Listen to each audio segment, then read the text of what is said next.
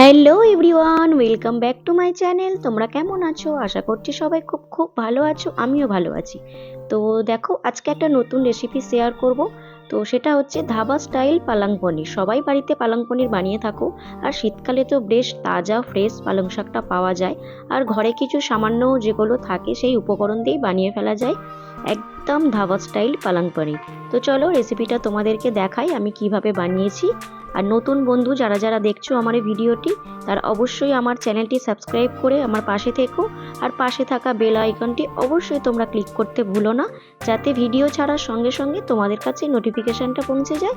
তো চলো, এখানে দেখো ফ্রেশ একদম পালং শাক নিয়ে নিয়েছি, আর পালং শাকটা আমি ভালো করে ধুয়ে পরিষ্কার করে নিয়েছি।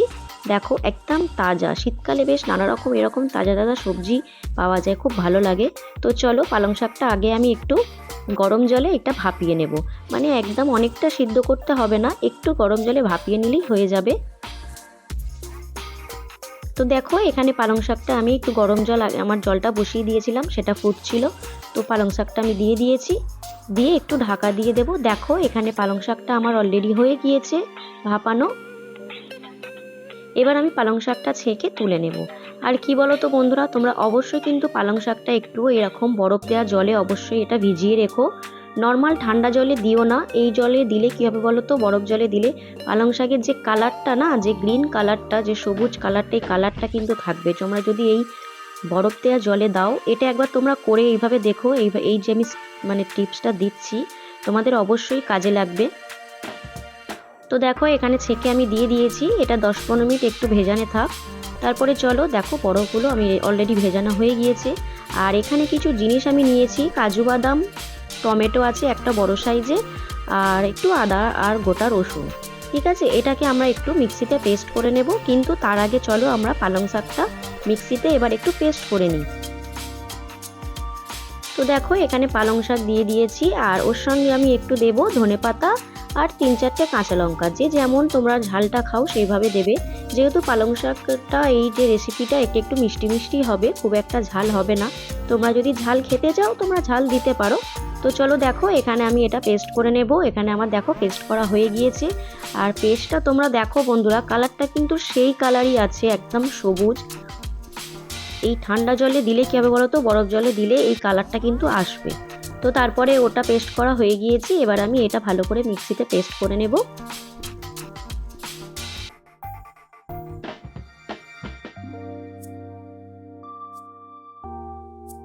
দেখো এখানে দিয়ে দিয়েছি। এইভাবে তোমরা একবার বাড়িতে বানিয়ে ট্রাই করো, দেখবে অবশ্যই তোমাদের ভালো লাগবে। এখানে আমার মিক্সডটা রেডি হয়ে গেছে। এবার আমি দেখো পনিরটা নিয়ে নিয়েছি, পনিরটা আমি এবার পিস পিস করে কেটে নেব। পনিরটা একটু আমি বড় সাইজই রাখবো, বেশি ছোট করব না। কি বলো তো, একটু বড় রাখলে তোমার দেখতেও ভালো লাগে, খেতেও ভালো লাগে, বেশি ছোট করলে ভালো লাগে না।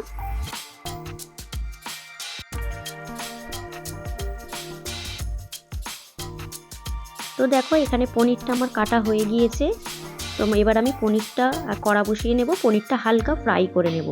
তোমরা পনির নাও, অনেকে কি করে বলো তো, পালং পনির করলে পনিরটা তোমরা ফ্রাই করো না, কিন্তু পনিরটা যদি একটু হালকা ফ্রাই করা যায়, দেখবে তার টেস্টটা কিন্তু অন্য রকম লাগে। তো এখানে আমি রিফাইন্ড অয়েল দিয়ে দিয়েছি, তোমরা চাইলে ঘিও ইউজ করতে পারো। তো আমি এখানে রিফাইন্ড অয়েল দিয়ে দিয়েছি। এবার তেলটা গরম হয়ে গিয়েছে, এবার আমি পনিরগুলো এক এক করে দিয়ে দেবো।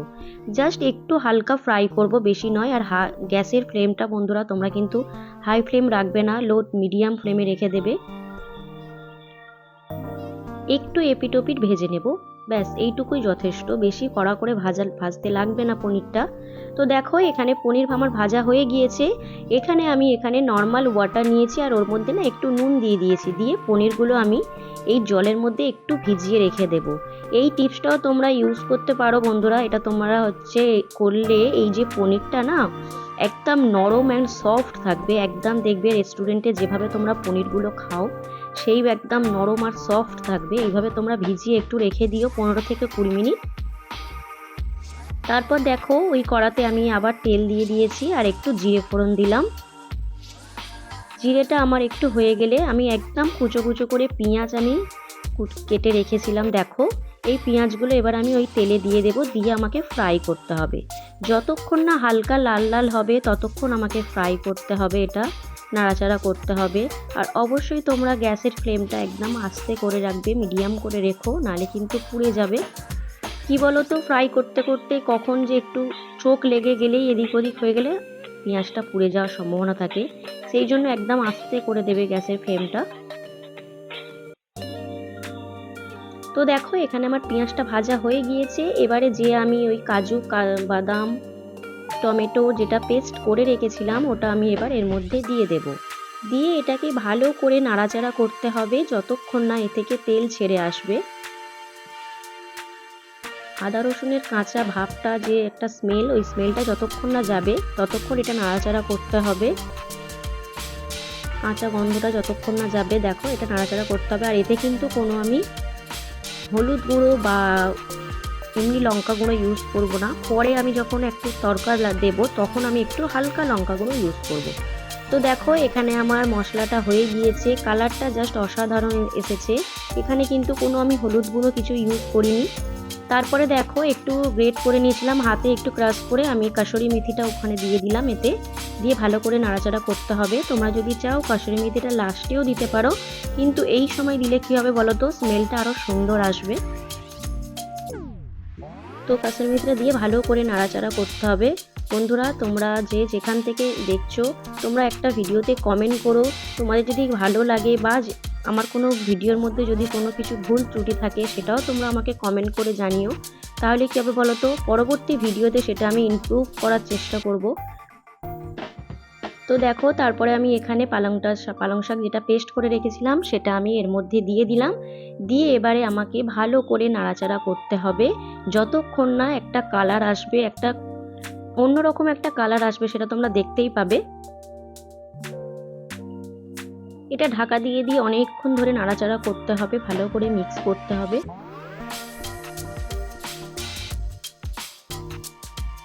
এই রেসিপিটা যদি তন্দুরি রুটি বা নান বা গরম গরম রুটির সঙ্গে দারুণ লাগে খেতে।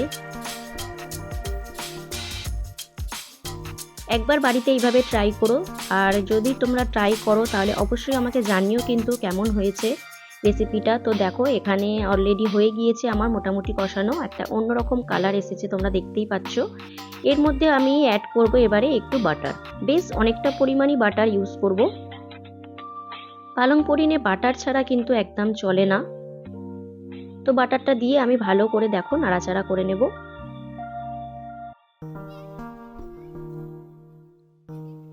তারপরে সামান্য আমি ওর মধ্যে একটু দিয়ে দেব চিনি।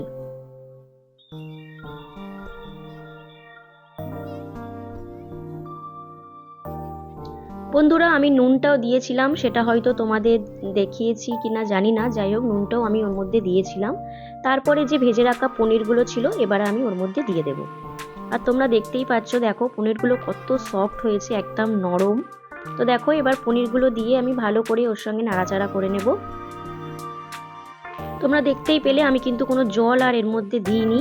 যেটা পালং শাক যখন আমি দিয়েছিলাম ওই যে জলটা ধুয়ে দিয়েছিলাম ওই জলটুকুই দিয়েছি, আর আমি এক্সট্রা এর মধ্যে কোনো জল আমি আর দিইনি।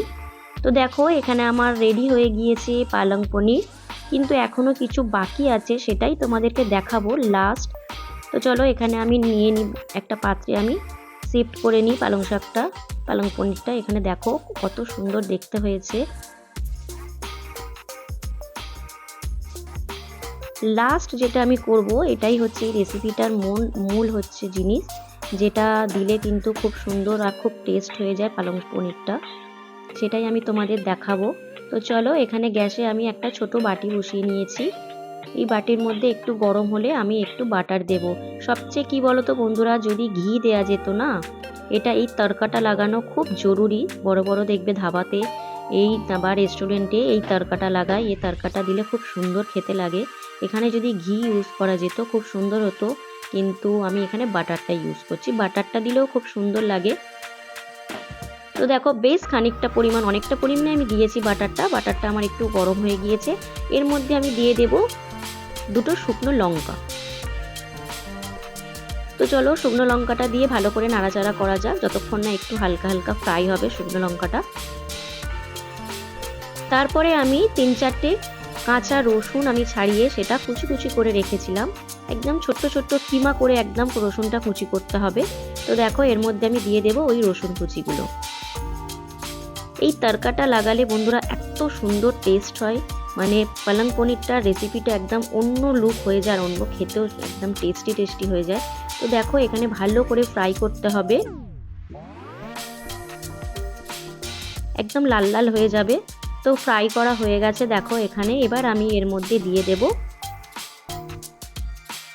লঙ্কা গুঁড়ো। এটা কিন্তু কাশ্মীরি যে কালারের যে লঙ্কা গুঁড়োটা হয় ওই লঙ্কা গুঁড়ো, অল্প পরিমাণই দেবে, জাস্ট একটু কালারটা হওয়ার জন্য। দেখো এখানে আমার হয়ে গিয়েছে। এবার আমি ওই তরকাটা এই পালং পনিরের মধ্যে ঢেলে দেব। আহা, জাস্ট জমে যাবে। এইভাবে তরকাটা লাগালে খেতে কিন্তু অসাধারণ হয়। তো চলো আমি সুন্দর করে এর সঙ্গে মিশিয়ে দিই।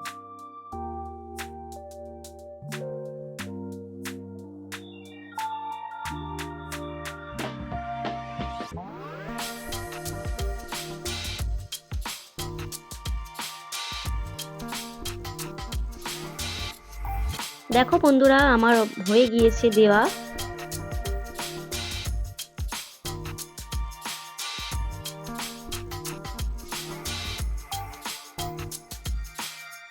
কত সুন্দর দেখতে লাগছে। আমি একটু লঙ্কাটা ওই দিক থেকে এই দিকে একটু দিলাম, আর আরেকটু উপর থেকে আমি বেশ খানিকটা পরিমাণ বাটার আমি উপর থেকে গার্নিশিং এর জন্য দিয়ে দিলাম। দেখো কি ইয়াম্মি দেখতে হয়েছে, কত সুন্দর। তো আমার already ready and serve dhaba style পালং পনির। কেমন হয়েছে বন্ধুরা রেসিপিটা তোমরা অবশ্যই আমাকে কমেন্ট বক্সে জানাতে ভুলো না। তো অবশ্যই বলো কেমন হয়েছে। আর দেখা হবে নেক্সট কোনো একটি ভিডিও বা অন্য কোনো রেসিপির সঙ্গে। ততক্ষণ বন্ধুরা তোমরা ভালো থেকো, সুস্থ থেকো। টাটা সবাইকে, বাই বাই বন্ধুরা।